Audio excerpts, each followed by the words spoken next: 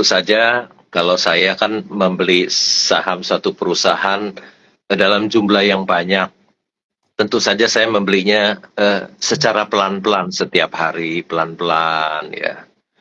Eh, jadi perlu waktu yang lama untuk mendapatkan jumlah saham yang banyak. Ya. Saya tidak melakukan sekaligus satu hari karena harga saham itu akan naik. Ya, kalau harga saham itu naik, tentu cost saya jadi mahal. Ya, jadi saya ingin membeli dalam jumlah banyak, tetapi saya membelinya pelan-pelan ya, supaya dapat di harga murah terus. Ya bisa saja itu berlangsung selama sebulan, 6 bulan, baru saya dapat jumlah yang sangat banyak. Jadi saya ingin menemukan saham Mercy seharga baja itu, tentu saya tidak mau beli sedikit, tentu saya akan membeli dalam jumlah yang besar. Tapi belinya itu tentu saya harus bertahap karena saya ingin membeli dalam jumlah yang banyak sekali. Eh, Tadi ada pertanyaan, apakah sekaligus atau sedikit-sedikit? Tentu saja kalau kita menemukan Mercy seharga bajai, kalau uangnya sedikit ya harus sekaligus habisin hari itu. Tapi kalau kita belinya cicil sedikit-sedikit itu tentu takut harganya naik dan kos kita kan akan mahal ya. Dan juga biasanya orang yang membeli sedikit-sedikit itu dia tidak tahu apa yang dia beli ya, tidak tahu apa yang dia beli sehingga dia belinya bertahap sedikit-sedikit. Orang yang tahu apa yang dia beli tentu dia tidak bisa beli secara bertahap, tapi dia tentu akan beli sekaligus karena takut besok akan naik ya kalau dia menemukan perusahaan yang bagus dan murah seperti itu. Kira-kira Oke, begitu Pak Andre. saran cukup baik. Jadi guys, didengarkan saran-saran dari Pak Lo untuk build satu position. Nah ini tadi saya juga buka kolom questions nih. Ada yang menarik nih Pak Yayat. Ini pertanyaannya juga ini. Ada yang nanya, saham BCA kok dividen payout-nya udah segitu-segitu aja gitu kan. Kalau kita tahu lah di industri perbankan kan kalau mungkin dilihat di negara barat kan sistemnya kan dividen growth model gitu. Either dia naikin dividen payout-nya atau naikin labanya gitu. Ini ada yang tanya, kok dividen BCA segitu-segitu aja Pak? Apakah ada wacana Pak untuk menaikkan sampai tertinggi semaksimal mungkin Pak untuk dividen payout, jadi ROI-nya juga makin bagus nih Pak ya? Ya, terima kasih pertanyaan. Saya kira kalau dilihat track record daripada dividen payout BCA itu selalu juga trennya sama seperti profitability kita Pak. Dulu seingat saya masih di bawah 50% dividen payout, terakhir kalau tidak salah 62% Bu Vera ya. Iya. Bahwa ke depan kalau kita punya CAR makin kuat ya, itu makin besar kemungkinan untuk kita bisa tingkatkan dividen payout-nya. Ya, tetapi seperti gaya BCA, kalau gaya BCA kan selalu slowly but sure gitu ya. Jadi nggak mau kaget-kagetan tahun ini bisa 89%, tahun depan turun 65 gitu. Kita nggak mau ya sesuatu yang tidak konsisten ya. Jadi kita akan jaga trennya sedapat mungkin bisa memaksimais atau mengoptimize ya dari capital kita, dan kita yakin percaya terutama ya negara-negara di perbankan juga harus mempunyai kekuatan capital. Kalau kita terlalu besar juga dividen payout bisa diberikan catatan juga dari OJK gitu ya. Kenapa terlalu besar gitu kan.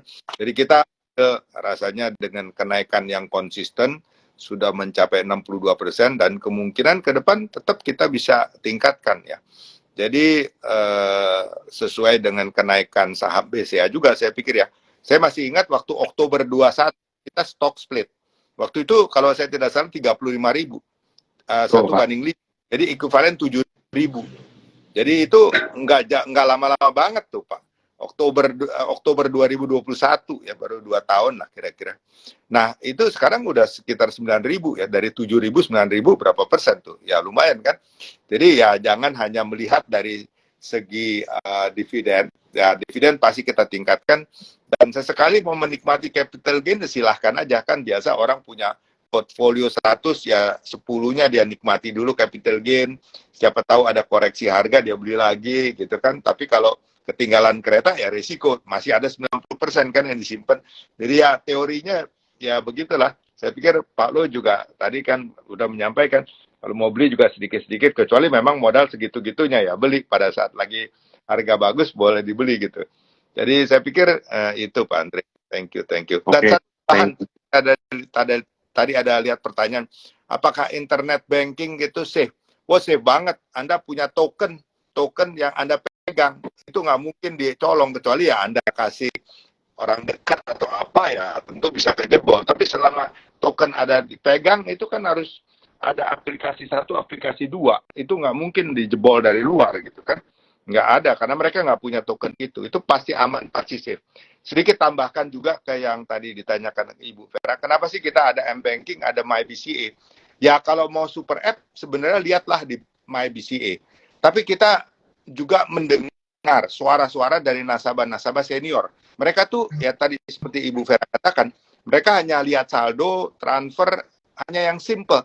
Dia nggak mau pusing-pusing, ada super app, capek katanya. Gue yang punya duit, gue yang ngatur dong, jangan gue yang diatur gitu kan. Jadi mereka masih tetap hobi dengan M-Banking. Ya kita nggak mau, karena kita prinsipnya user-friendly. User mau apa, kita penuhi.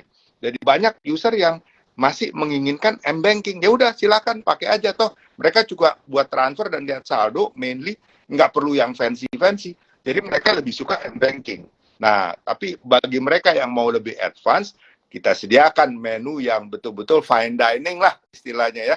Silakan di situ banyak sekali bisa explore yang lebih.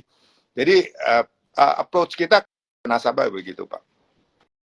Oke, thank you Pak Yaya atas penjelasannya. Mungkin last questions buat Bu Vera. Ini mungkin sekalian juga ya, tadi kan ngomongin dividend payout, terus tadi saya juga lihat banyak yang nanya kapan corporate action.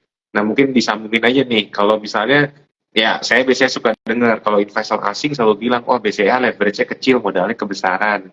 Itu kalau dari Bu Vera sebagai CFO, misalnya jawabnya gimana Bu? Apakah mau melakukan akuisisi atau misalnya ada perusahaan-perusahaan target bisnis yang mau dibeli, ada plan corporate action nggak sih Bu ke depannya untuk mengoptimalkan capital structure BCA biar lebih baik lagi selain dari dividend payout?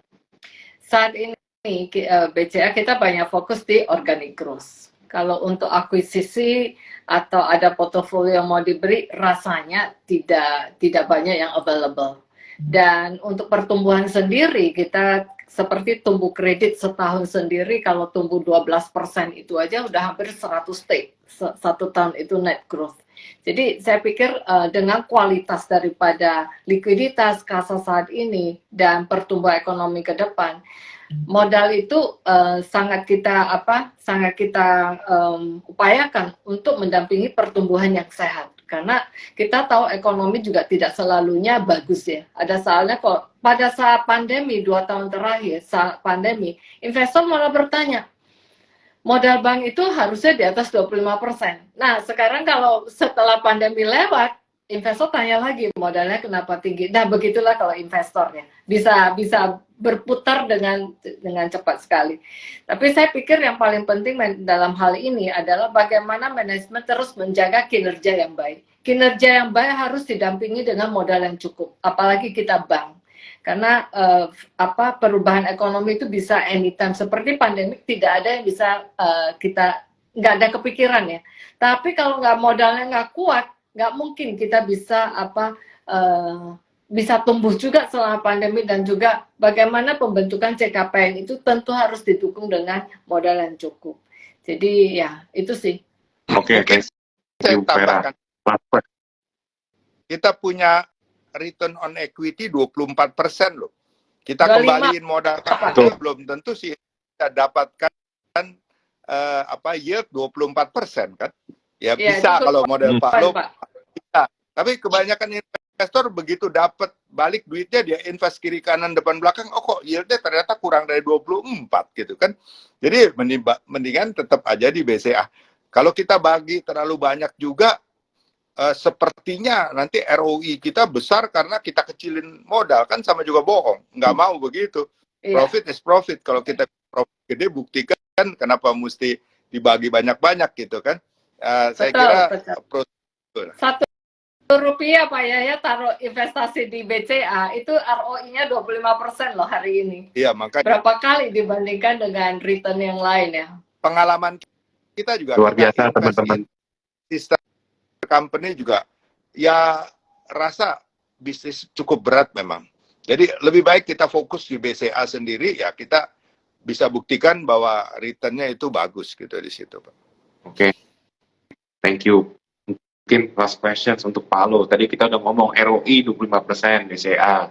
Nah, buat Pak Lo nih, kalau misalnya cari bisnis, yang di top of mind Pak Lo itu kalau cari bisnis itu apa sih Pak? Perbankan atau cari perusahaan-perusahaan di luar jasa multi finance Pak? Karena kan kadang-kadang tuh kalau di IHSG kita lihat dalam mungkin hampir 20 tahun terakhir yang paling perform itu ya bisa dibilang stabil ya perbankan gitu. Kalau Pak Lo ngelihat perbankan itu kesannya mahal atau murah Pak? Mungkin bisa di-share nih ke teman-teman yang pengen tahu filosofi Pak Lo dalam berinvestasi itu, dalam melihat sektor itu, apakah ada sektor spesifik atau anti sektor atau gimana Pak? Bagi saya pribadi, sektor perbankan itu adalah sektor yang terbaik buat saya ya. Karena kalau kita lihat laba dari bank-bank di Indonesia maupun di luar negeri itu semuanya besar-besar, ya semuanya besar-besar. Tidak bisa perusahaan yang lain itu bisa menandingi, bisa lebih besar dari labanya perbankan, bank-bank ya. Seperti BCA atau Bank Mandiri, BRI atau bank-bank swasta yang asetnya 20, 30, 200 sampai 300 triliun itu labanya besar semua ya. Seperti BCA mungkin di tahun 2023 labanya bisa tembus di atas 50 triliun ya. Coba cari perusahaan mana yang bisa labanya sebesar itu, tentu sulit sekali ya. Jadi bagi saya sektor yang terbaik adalah perbankan ya. Saya sendiri pun terdaftar di beberapa bank swasta, di annual report itu ada nama saya ya. Jadi saya sangat menyukai sektor perbankan karena bagi saya sektor perbankan adalah sektor yang terbaik ya. Karena dia bisa membukukan laba yang besar lebih dari perusahaan-perusahaan yang lain, sektor-sektor yang lain. Demikian Pak Andre. Oke, very good insight dari Pak Lo. Jadi teman-teman ya sektor perbankan memang tadi seperti Pak Ya bilang ya, kalau mau beli barang bagus di Menteng ya ada yang banknya di rumahnya di Menteng. Kalau bank apa saham yang mungkin agak sedikit kecil ya ada juga gitu. Jadi relatif semua ya. Nah mungkin karena udah jam 8 nih, mungkin few last word dari Pak Yaya, Bu Vera dan Pak Lo nih untuk teman-teman di IG Live malam ini.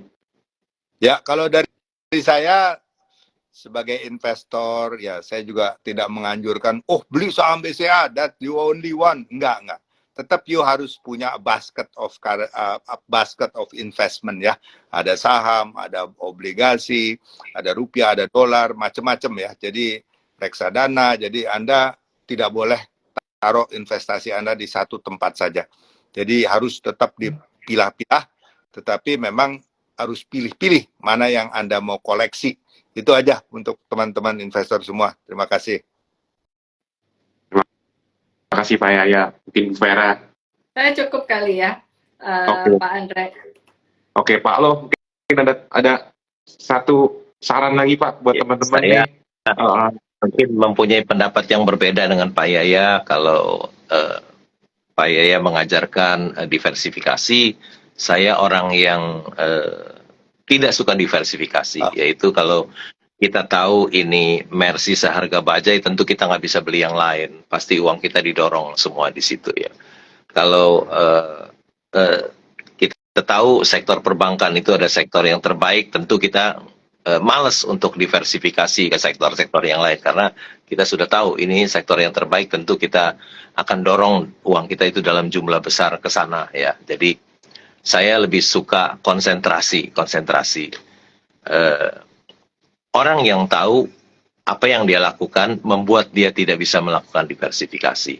Ketika dia menemukan berlian yang dijual di harga kerikil, tentu dia tidak bisa diversifikasi. Dia harus dorong seluruh uangnya itu ke dalam investasi itu. Demikian, Pak Andre. Oke.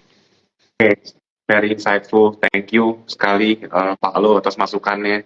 Jadi teman-teman ada tim all in, ada tim diversifikasi, semua sama aja. Yang penting kita bisa cuan semua. Jadi thank you teman-teman, thank you Pak Yaya, Bu Vera, Pak Lo atas waktunya. 1 jam yang sangat menyenangkan. Semoga lain kali kita bisa berkumpul kembali bagi insight tentang BCA atau tips investasi yang lain. Kalau gitu sampai jumpa teman-teman. Terima kasih Pak Yaya, Bu Vera, Pak Lo. Terima kasih. Terima kasih Pak Yaya, Bu Vera, Pak Andre. Ya, selamat malam.